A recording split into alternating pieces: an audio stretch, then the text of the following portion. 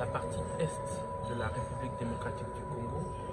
Le message, c'est le message d'un appel au soutien de tout le pays francophone à la RDC, car cette guerre que vit la RDC, malheureusement, qui lui est injustement infligée, ne lui bénéficie absolument en rien, si ce n'est que de voir aujourd'hui plus de 30 ans le sang du peuple congolais continuer à couler.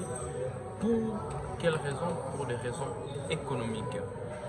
Il est vrai que la RDC est scandaleusement riche, mais il faut dire qu'il est aussi possible que cette richesse soit consommée pour le bien de l'humanité. Il est aussi possible que cette richesse soit utilisée pour le bien de tous et de la plus belle manière sans que le sang ne puisse couler. Voilà le message que nous avons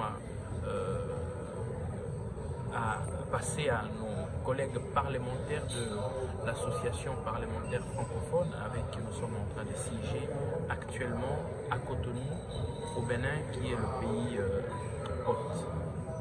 Alors, d'abord, il faudrait que l'on dise une chose. On est condamnés à vivre ensemble.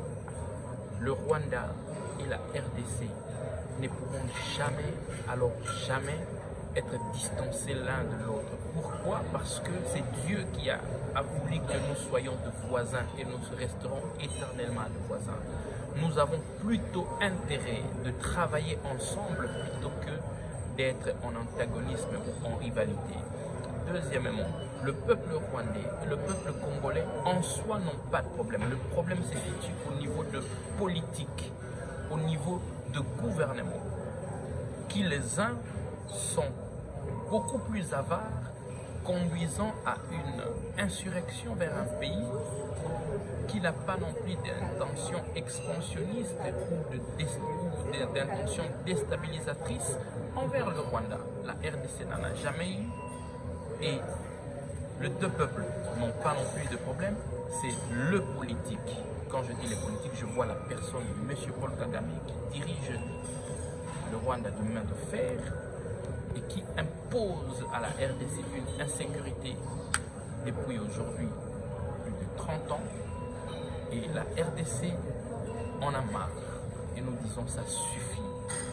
Il est grand temps que l'on change de paradigme. Il est grand temps que l'on change notre manière de vivre ensemble. Parce que la seule chose qui pourrait nous reconnecter, c'est la paix, comme les anglophones le disent. Peace will connect. Je vous remercie. Merci.